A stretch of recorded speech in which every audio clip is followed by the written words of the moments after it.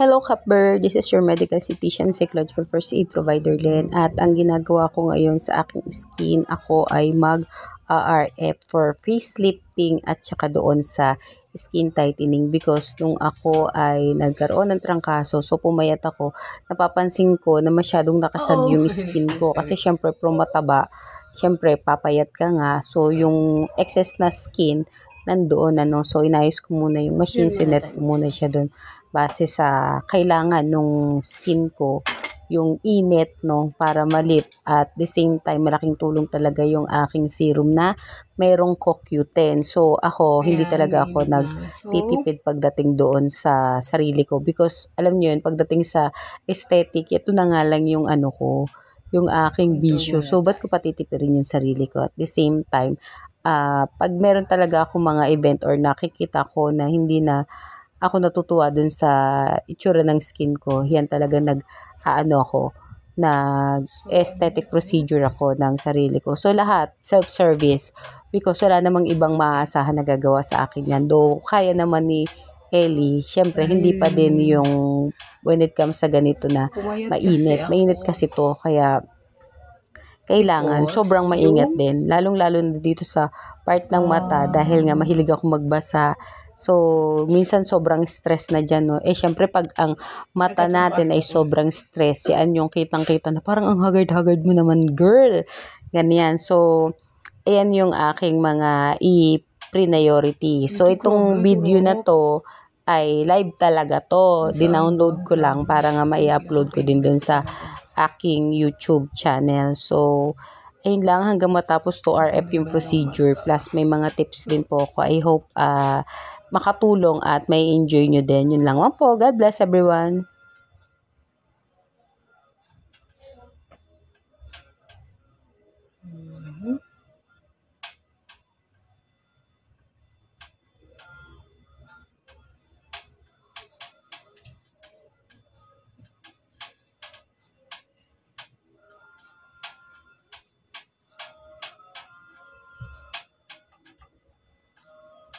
Tapusin mo na yung sa Pilipino, ha? Ano number ka na? Number po. Okay.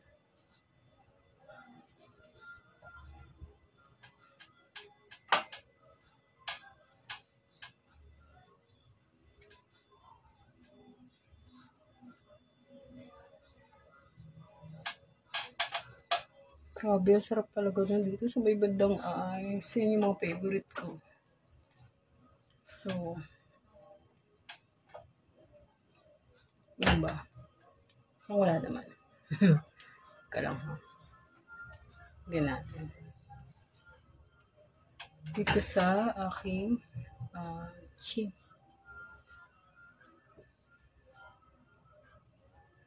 Double chin. Yan. Itong parts na. Ayan. Kaya naglagay ako niyan. Para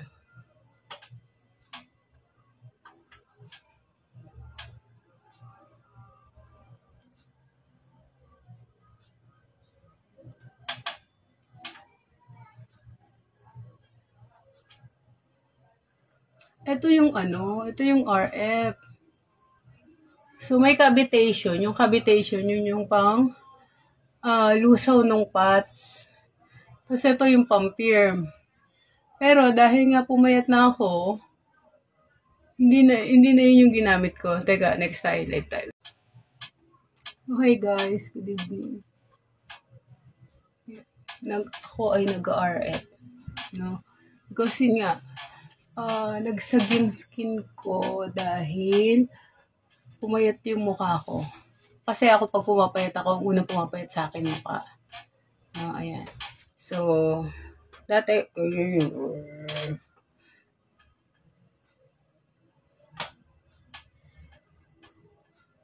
so double chin muna, late na yung leeg kasi nakaganto nga ako. Para kahit maglagay ako ng serum, is pwede.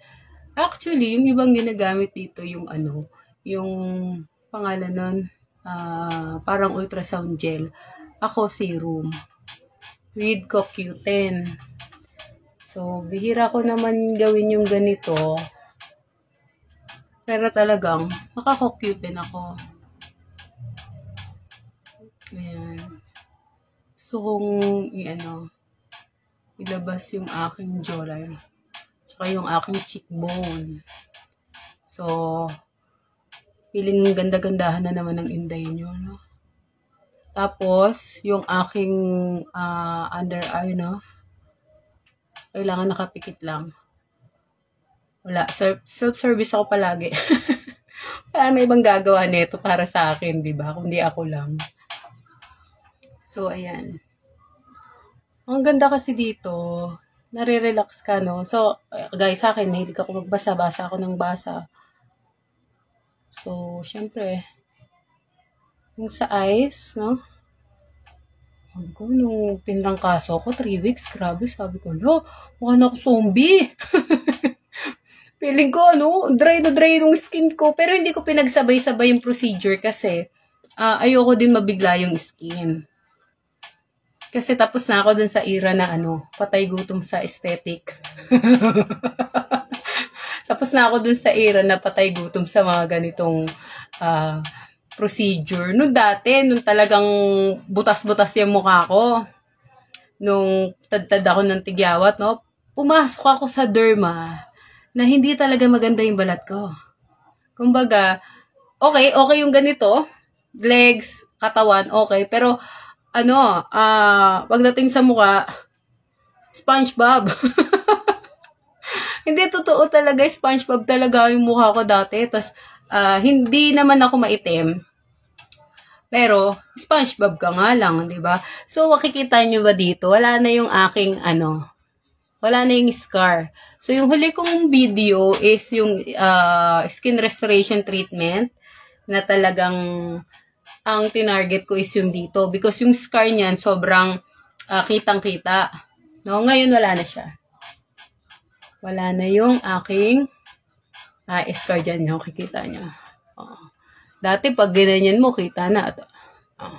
Tanggalin natin yung diba? Wala na. Yun lang naman kasi talaga yung goal ko. Matanggal yung scar ko doon sa area na yon. And, of course, achieve. Kasi ako, alam ko kung kailan ko tatanggalin yung isang skin lesion ko. Nabanggit ko din yun dun sa, sa live ko. Alam ko kung kailan ko dapat tanggalin yung isang skin lesion ko o yung problema dun sa skin ko. Do ito yung trabaho ko. Hindi ako yung tanggal kagad. Kasi ayoko din mabugbog yung skin ko. Lagi niyo pong tatandaan, yung skin po yung pinaka malaking organ ng katawan natin. Integumentary system. System po siya. Okay? Yung pinakamalaking organ and system ng ating katawan. Unang protection sa lahat ng ating sa mga free radicals na pwedeng pumasok dun sa loob ng katawan natin. So, gusto kong ilabas yung aking jaw. Kaya, inaano ko talaga. Maganda to dun sa may mga TMJ. Yung naglalak jaw. Yan. Kasi nakaka-relax talaga siya ng muscle. So, during that time na ginaganyan ko siya, na niya yung mga muscle. Kung gusto niyo siyang i-define yung ninyo, yung ipakita yung inyong mga cheekbone. Ayan. Dito lang kayo sa baba. So, meron yun mga strategies kung gusto ng client ninyo na ipakita lalo yung mga cheekbones nila, no? Pero ang RF po, hindi po pwede sa mga nagpa-fillers, ha? Kasi ang fillers po, para po yung gel na ini-inject. So, kapag kayo nagpa-fillers, hindi po kayo pwedeng sundan ng RF malulusaw. Kasi ang fillers, nyari, lap line. Yan. Inject dito ni Doc. Yan, no? Dapat nandyan lang yan. Kasi, fillers nga siya eh. Malalim na yung lap line ninyo. Kaya kailangan, para mapaangat siya, kung ayaw ninyo ng botox, no, ipipiller siya. So, liquid po yun, para po yung ganito, na mas, yan. Parang ganito yung loob nun. Kasi nag-i-inject si Doc nun, tapos ako nag-a-assist, no? So, kailangan nandun lang yun. Tumatagal yun ng almost 2 years, mga ganyan, Ayan. So, ito yung una kong serum is CoQ10. And, wala akong lalagyan. Hindi naman sa wala akong lalagyan. Marami akong lalagyan. Kaya lang ayoko na kasing magsalin ulit ng nung serum na ginagamit ko. Kasi nga, na-misplace ko lang kung saan ko na ilagay yung serum ko. Wala ba dun sa prayer room, anak? Wala, anak. Okay. So, ayun. Habang medyo malalapad yung wings ng nose, no? Pwede na, ganyan na. So, yun. So, ako kasi talagang mabasa akong tao. Kumbaga, mahilig ako magbasa ng book, e-book, libro. Pero mas prepared ko yung yung printed na libro. Kung riregaluhan ako kung material na gamit o libro, mas gustuhin ko yung libro. So, ayan. Tapos, yun lang. Ito kasi nakaka-relax kasi siya dito sa may mata. Lalo ngayon, pag mahilig kang magbasa ng libro, lagi kang merong report, lagi kang nakaharap sa laptop. Ayan. Tapos, of course, wala na akong, ito yung pinakamaligayang parte ng ko eh. Wala na yung aking double chin. Nakatulong din naman nung nagkatrangkaso ako kasi talagang parang hindi ako nakain. Tapos wala akong boses. Diba, kilala ko ng mga tao na ko, loud. Kumbaga yung pagiging loud ko, malakas yung boses ko at saka buo siya. Ngayon, parang 3 weeks wala kang boses. So, naninibago sila. Tapos yung isa akong kaibigan sabi, bagay pala sa'yo ganyan boses, parang ang sweet-sweet mo. Ang sarap din manapak ng kaibigan mo. Ganun. Yung sarap manakit. Kung ganun. Pero para kasi sa akin, normal na siya. Kumbaga, nandun lang talaga siya kung paano ko dinideliver yung word, yung sentence, o yung kung paano ko siya i-communicate. Pero ito talaga yung pinakamasaya kasi wala na akong double chin. Dati, ganito siya, parang 3, mukhang palaka. Ngayon, konti na lang. And, ayan. Ang pinaka gusto ko lang naman is ilabas yung aking, so feeling ko payat talaga ako pag ganun mailabas ko yung aking, jawline. So pag ako nagawa sa sarili ko, ayan, talagang nagpo-focus ako dito kasi, ewan ko, ba't ganun? Nung bata ko, parang ang ko, cute-cute ko. Yung pagmita ko, ganun na ganun. Tumatanda ka na kasi talaga. Ako naman, di naman ako in denial dun sa edad ko. Pero, ang laban kasi dyan, basta tumanda ka na may pinagkatandaan. Sorry for the word. Diba? Yun naman talaga laban doon Okay lang, tumanda, wag lang magmukhang matanda. At saka, tumanda tayo na meron tayong pinagkatandaan. Hindi yung tatanda tayo ng parang sayang naman yung mga binigay ni Lord na araw ng buhay natin, diba? So, ayan. CoQ10 po yung una kong nilagay. Ngayon, yung mga stocks ko.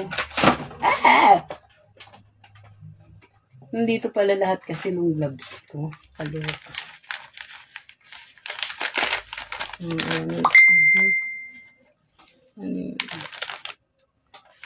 So, ayan.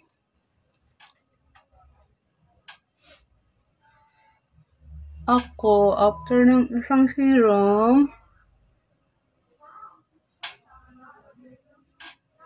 isa naman. So, plus whitening tayo. Yung leeg, hindi ko na din masyado kasing ina-RF. Basta kailangan ng mahalaga sa akin. Alaga sa diamond peel. So, ayun. No? Maglalagay lang ako. Kuha lang ako ng konti. Naku, ito na tayo. Kasi wala. Hindi ko alam kung nasan yung lagayan ko kasi ng serum. Tama na yan. Ala, ang dami! Kasi malalaki yung lagayan ko ng ng mga serum. Kasi sobrang lalaki. So, hindi naman yung hands ko. Bakit ba face ko naman to? Ayan. Tsaka kung di ako matipid. Hindi ako matipid sa kaartehan ko. Kaartehan ko na nga, titipirin ko pa.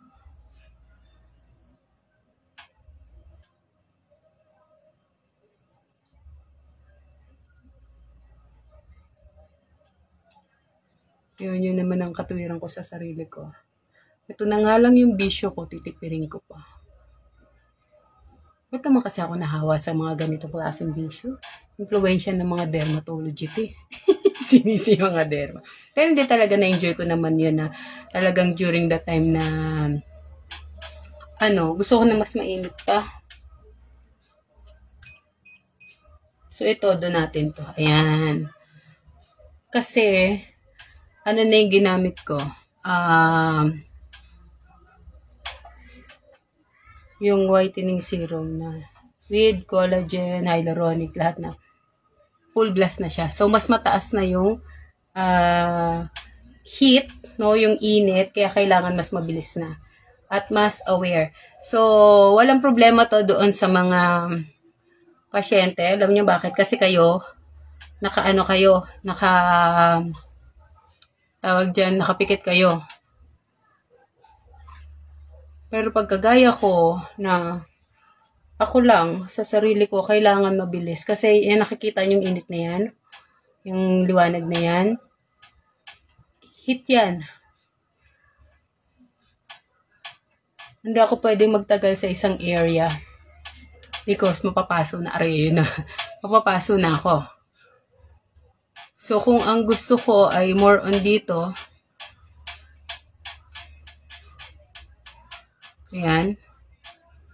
Ang goal ko, di ba, cheekbone ko. Kailangan mabilis. Tapos kung nasan akong area, kailangan yun yung nakapikit. Kasi, baka tumama dun sa eyes, sa mata. So, tinatanong nila kung may bilang to. Doon sa mga, siguro, doon sa mga bago, binibilangan nila. Para, Pero ako, hindi na kasi alam ko na kung ano yung mas malaking area ng mukha ko. Ayun, diba? Kaya kailangan mabilis. Pero hindi naman siya totally nakakapaso. Mararamdaman mo lang talaga siya na, Tapos, anong pakiramdam? Mainit. Yan, yung liwanag na yan. Yan, kahit malayo yan. Mainit siya. So, bababaan ko na. Okay na yan. Kasi ko na. Focus na ako dito sa aking baba. Pero actually, kailangan sa baba. Taasan ko ulit. Ayan, para mas mainit, mas mabilis mag-firm also yung skin ko. So, kung ayaw nyo na nagsasag yung skin ninyo, pwedeng ganito yung ipagawa ninyo. No? Babaan lang po nito. Para okay na.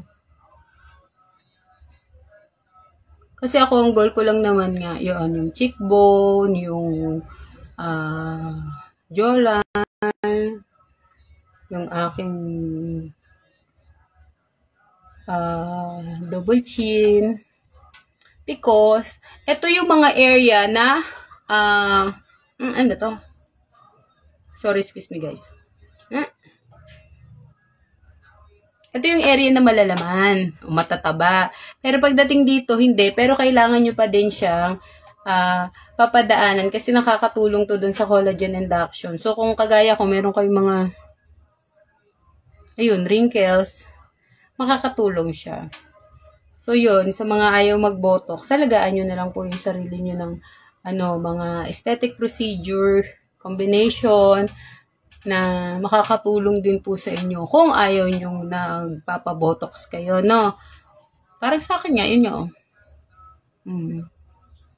Tapos ito, naglalaglag na to, pero ito dapat botox na to.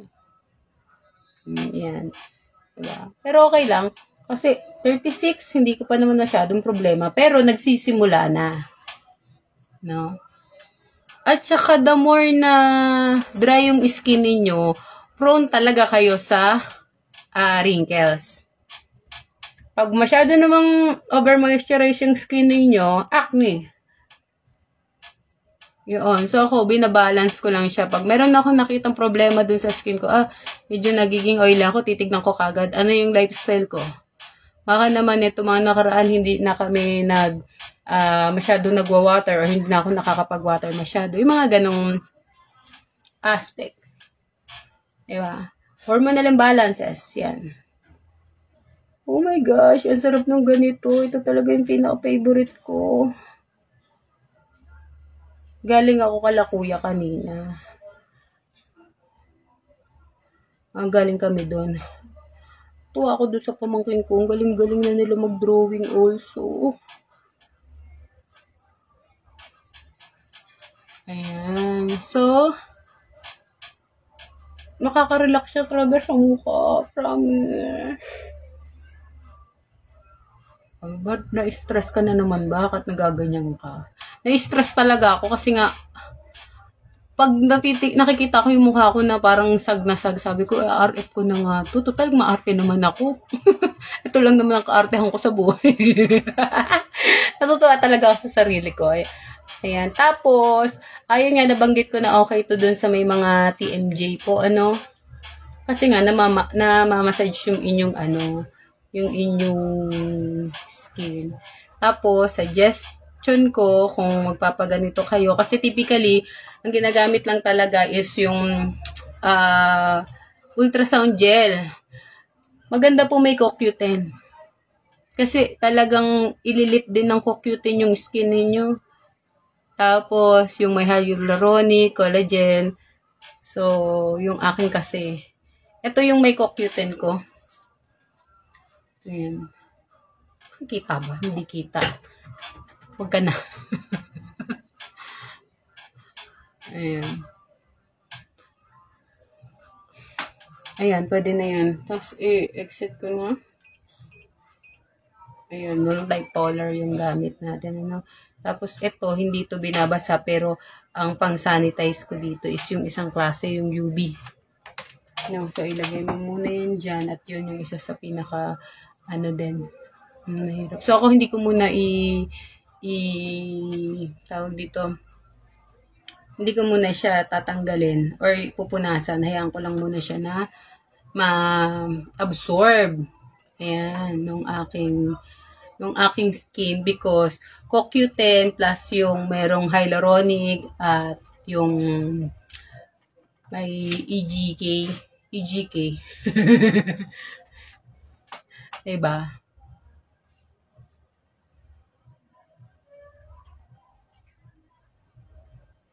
Yun po yung pinaka maganda na serum. So, yan, ginaganyan ko lang siya. Wala ba akong pamaypay?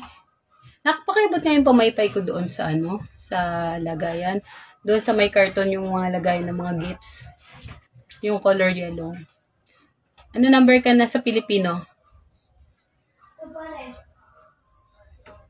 Kasi meron kasi silang subject dun sa Pilipino na parang 3 sentence yung kailangan isulat. So, unang sentence, tapos meron lang binabago dun sa pangalawa, and then yung pangatlong sentence. Andyan sa karton. Oo. Sa lagayan ng mga payong at saka ng mga regalo nung soccer ball. Please, pakiabot. Ayan. Makikita mo kagad yun, kulay yellow. Dun ko na ulit nilagay. Ayan. So, ayan, meron tayong pamaypay. Para ma-absorb lang siya ng skin at mas mabilis siyang maano ng skin. So, hindi ko na kasi to, ayun nga, hindi ko na siya inaanohan. Binabanlawan. Hayaan ko na siya. Tapos yung leg ko, dahil nakapag skin restoration naman na siya, hindi ko na siya i-RF. Though, sabay naman sila, ang ayoko nang mas sensitive kasi yung balat sa leeg kesa dun sa sa face. Sa akin personal ko yon. Mas sensitive yung leeg ko kaysa dun sa balat ng mukha ko kasi makapal yung mukha ko. Alam niyo yan. So, ayun lang guys. Yun po yung ating RF. Hindi na ako nag-cavitation kasi nga, nagsag na nga yung skin ko dahil nga, nung nagkatrangkaso ako, pumayat. So, para dumikit or makatulong sa, tawag dito, dun sa pagpipirm, RF yung ginawa ko. Hi guys! Ayan. Pagkatapos, yung iba, whitening cream yung nilalagay. O kaya naman, yung iba naman, kung ano yung cream na available doon sa mga, sa clinic. Pero ako, ang nilalagay ko after ko ng RF is yung anti-inflammatory cream. Because dahil mainit yon, possible na yung inyong mga pasyente ay magkaroon po ng pamumula or anti-inflammation dun sa kanilang mga balat. So, mas maganda na ang ilagay po ninyo is yung anti-inflammatory cream. Kasi ito, pagising sa umaga, ang ganda-ganda, ang puti-puti, parang ang blooming-blooming mo, mga ganun. Ganun yung kaartihan.